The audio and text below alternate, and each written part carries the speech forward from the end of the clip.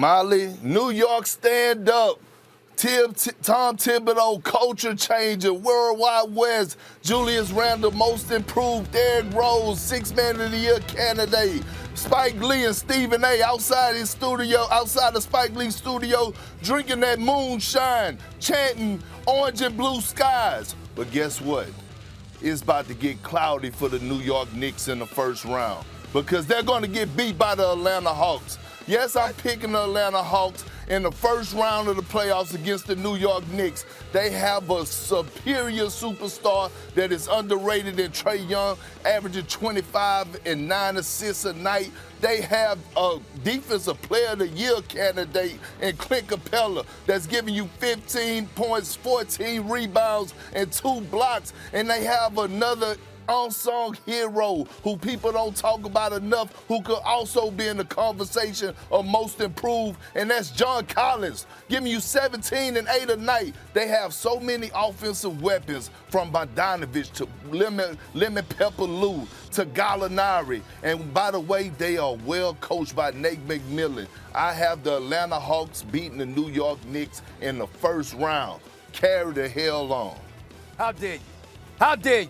How dare you spew that blasphemy on this show to come up here in the morning? I was in a good mood. How dare you do this, Kendrick Perkins? I'm going to deal with you later because, Molly, I got a Sports Center with Stephen A. coming up tonight. Hey. The NBA preview show. And Kendrick Perkins going to be in the house. I'm going to see you in person. You're going to have to deal with me. How dare you? How dare you do something like that? Now, I understand what you're saying, because Nate McMillan can coach, and I'm so proud of him, and I'm happy that he's in Atlanta instead of Indiana. Nate McMillan in Indiana just didn't seem right. Him in the ATL seems far more apropos, okay? Trae Young can ball, Collins can ball, Clint Capella, Gallinari, don't bring him up, please. He might panic the second he walk into the Garden, okay? I ain't worried about him. The New York Knicks, okay? New York stand up. One of the top defenses in the National Basketball Association, an MVP candidate in Julius Randle. R.J. Barrett's been playing well. We understand that playoff basketball, things slow down, okay? It gets a little physical, a little rough and rugged.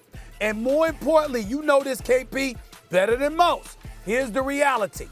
When you're young and playoff basketball arrives and you got a team that defends and engages in lockdown mode, and they're a bit more physical than you, dare I say, it could ultimately count against you. And I think that's going to be the case. I think it's going to be a big-time series. I definitely think it's going 7 games. But the fact that a Game 7 is going to be at Madison Square Garden is what it is for me. I got the Knicks winning this series in 7 games. It's going to take 7. But I got and I'll be covering every game of that series, Max, KP, Molly. I'll be in the ATL. I'll be in the building, okay? Bottom line is the New York Knicks will scratch and claw their way to the second round against a team on the come-up with a lot of promise, but just a little bit too young at this particular moment in time. Perk may be right. Atlanta may be able to beat the Knicks. I'll be laughing if they do, because Stephen A., after all the chest thumping, you can't even win a playoff series against a lower-seeded team, and people are acting like the Knicks actually did something.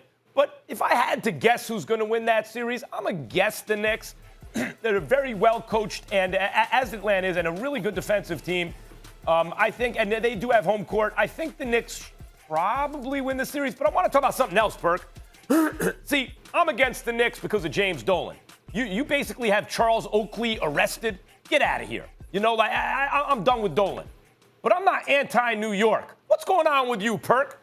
You got everyone beating the Nets, not just the Lakers. If they face the Nets in the finals, you got Milwaukee beating the Nets. Now you got the Knicks losing in the first round to a lower-seeded team. You got an issue with New York City?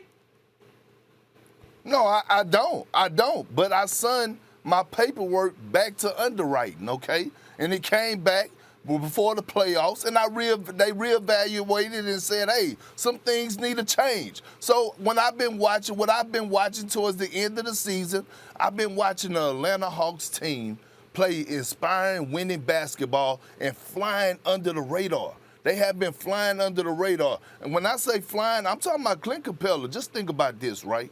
He's top 5 in the league in blocks. We all saw what he did when he was with the Rockets. He was part of that crew with James Harden and Chris Paul, where he helped them get to the Western Conference Finals multiple times. Hell, Clint Capella had so much of an impact, they shipped Dwight Howard out of there, okay? That's how high they are on Clint Capella. This guy is a defensive stud. He could possibly win Defensive Player of the Year, which I think he won't. But, Max, this has nothing to do with me having a problem with teams in New York, okay? Two of my listen, Tom Thibodeau, I won the championship with him in 2008. He's my brother for life. Worldwide West was part of my draft process, okay? So don't get it twisted, Max. It's nothing personal.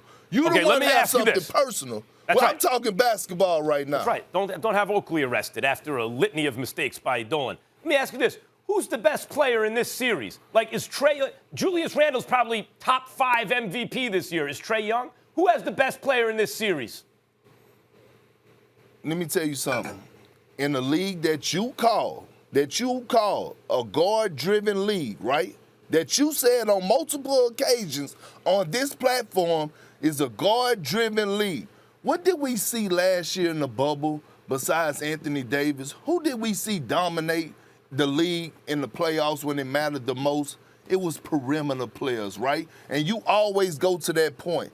And I'm looking for Trae Young to have a playoff impact like Jamal Murray did last season in the bubble.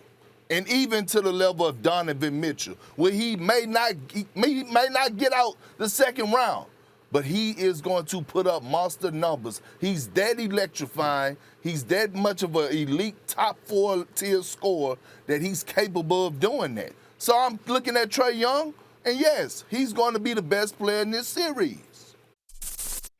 Thanks for watching ESPN on YouTube. For live streaming sports and premium content, subscribe to ESPN+.